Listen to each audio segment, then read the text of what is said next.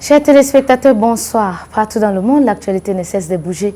Voici les grands titres de ce jeudi 14 août 2025. Women Rights Watch a accusé ce jeudi 14 août 2025 Israël d'avoir commis un crime de guerre lors de la frappe aérienne du 23 juin 2025 contre la prison de Vin à Téhéran, ce qui a fait au moins 80 morts. Tanto Hamta pour le reportage. L'ONG affirme que l'attaque menée en pleine heure de visite a touché des zones civiles sans cible militaire identifiable, détruisant notamment la salle de visite, la clinique et les quartiers des prisonniers politiques. Le fait que cette attaque ait eu lieu pendant des heures de visite, moment où les familles se retrouvent, ne fait qu'aggraver la tragédie, a déclaré Human Rights Watch. La prison qui hébergeait plus de 1500 détenus est connue pour enfermer militants et dissidents. L'attaque s'inscrit dans le cadre d'une escalade des hostilités entre Israël et l'Iran qui s'est déroulée du 13 au 25 juin, comprenant notamment des tirs de missiles balistiques iraniens visant des zones civiles en Israël. Selon Human Rights Watch, des témoignages, images, satellites et vidéos confirment le caractère indiscriminé des frappes menées sans avertissement. L'organisation appelle à une enquête internationale pour que ces attaques ne restent pas impunées. À Rabat au Maroc, le procès de la militante féministe marocaine Ibtissam Lachgar, jugée pour atteinte à l'islam, a été reporté au 27 août. L'audience est ouverte mercredi 13 août avant que la défense ne demande ce report. Selon son avocat Naïma Elgaf, Cécile Maroca.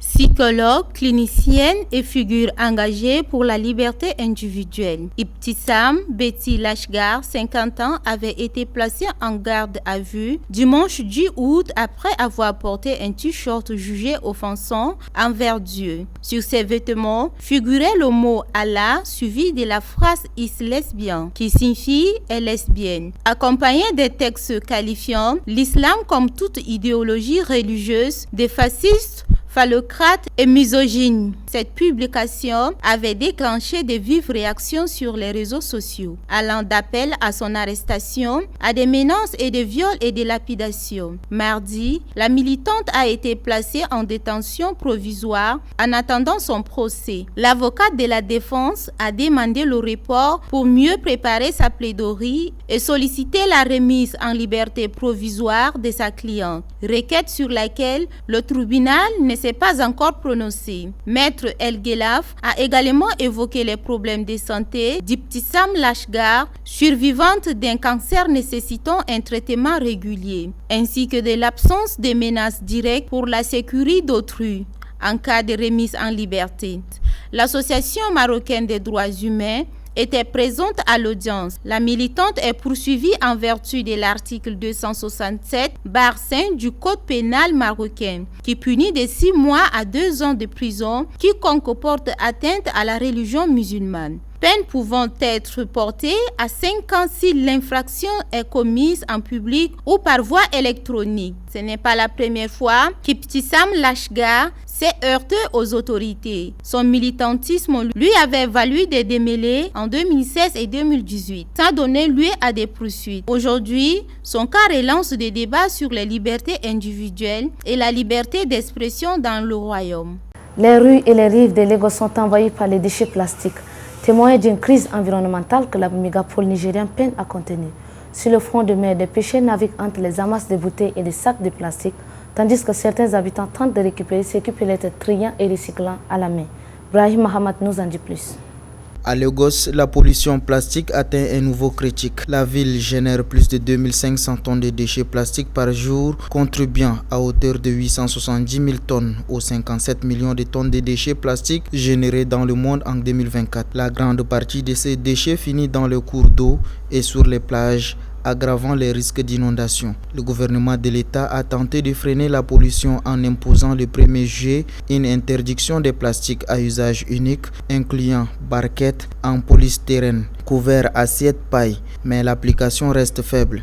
Certains magasins continuent de vendre ces produits faute de contrôle rigoureux et d'alternatives accessibles. Omo Alokwe, cofondatrice de Streetwear Company, insiste sur la nécessité d'un changement de comportement, à commencer par les consommateurs finaux. La pollution plastique est partout.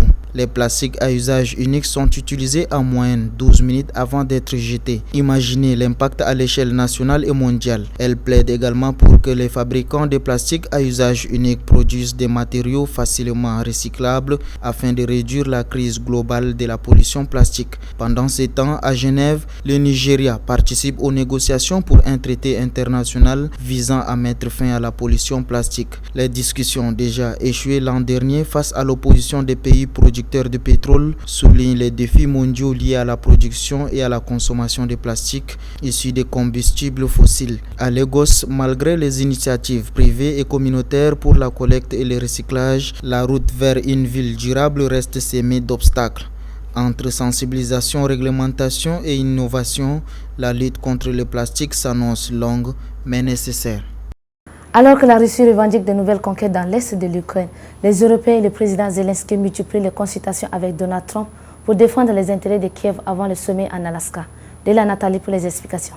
La Russie a annoncé la prise de des localités dans la région stratégique de Donetsk, gagnant plus de 110 km² en 24 heures, une avancée inédite depuis mai 2024. Cette progression a poussé l'Ukraine à évacuer des familles près de la ligne de front, tandis que Moscou intensifiait ses frappes, tuant au moins 3 civils à Kherson. Sur le plan diplomatique, les tensions montent avant un sommet vendredi à Anchorage, en Alaska, entre Donald Trump et Vladimir Poutine.